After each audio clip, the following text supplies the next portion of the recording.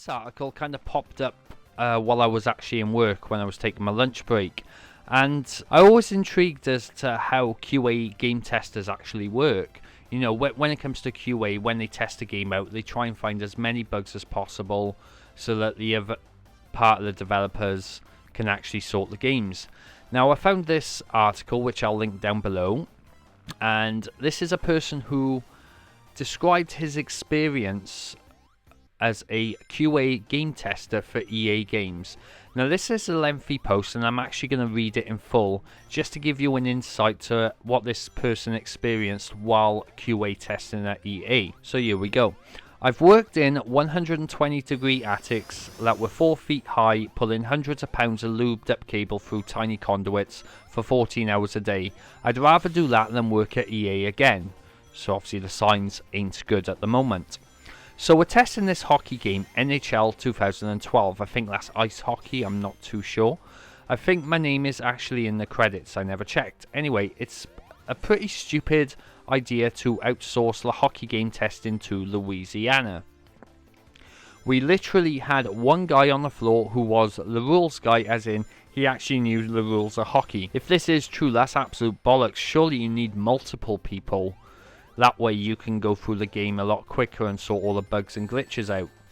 So, imagine rows of consoles at the time, PlayStation 3s and Xbox 360s, with someone at everyone is quietly doing their tests and few people talk to each other.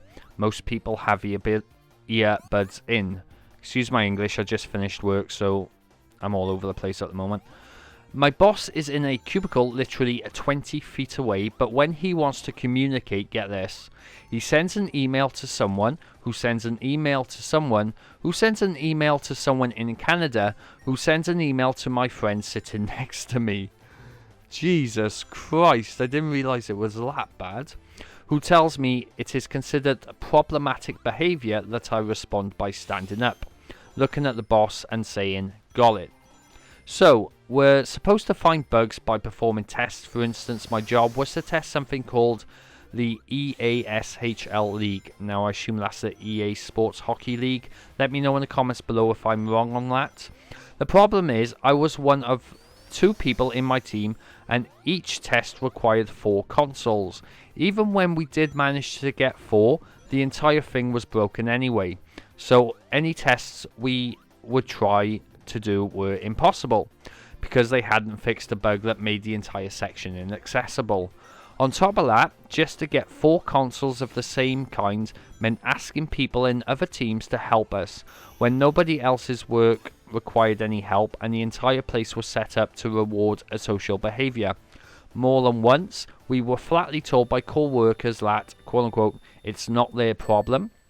Of course, any reason we had for being unable to perform the tests was unacceptable. Furthermore, the bugs had to be reported in a login system, but because of the group nature of the online testers, we never had bugs reported under the accounts of those who found them, just whatever person was logged in when we found it.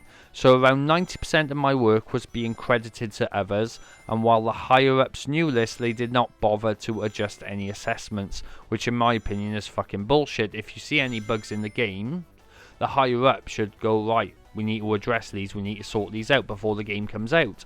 Otherwise, it ends up being a broken mess once the game is released. Good example, Assassin's Creed Unity. Right, and he goes on, for this job, now this bit is really bad, I think it's absolute bullshit, but here we go. For this job, I was paid $7.50 an hour, and could only work for 9 months at a time. In brackets, I didn't make it 9 months.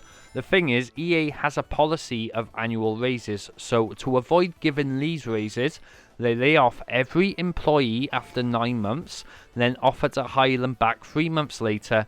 They even advise us to collect unemployment during that time. Which, like, I know you got a cost cut, but that is just sick if that's true. I've worked some shit jobs, hell, I deal with some of the dirtiest shit around my current job. I get injured all the time, and the management are jackasses. Kid me would never believed that out of all the jobs I've had, the video game testing would be the worst. Like I said, I'll link this down below and you can check it out yourself and see what you think. So if a lot of people out there thinking of working for a video game industry, hell, I know a lot of PR people myself that have worked for the likes of EA and Ubisoft, and the same PR, especially once, say for example with Assassin's Creed Unity, that kind of shitted all over Ubisoft and gave them a bad image. You try PRing for that company straight after trying to sell the company as a good AAA company, it would be very difficult and it would cause you a lot of problems. If this is true, this is absolute bollocks, purely because of the fact that the job of a QA tester is to find all the bugs and glitches in the game that could be game breaking, let the higher ups know, and the higher ups sort it out. But this is just a stark warning for anyone out there who is looking to get into working with a developer or publisher, especially the likes of EA and Ubisoft. It's not going to be an easy ride. You're gonna need to work really hard, like with all normal jobs. But let me know what you guys think. If you look at this article, do you think this is legit, or do you think this is just someone venting their frustration at EA? But let me know in the comments below. But this is Jamesy Boy logging off. You guys take care.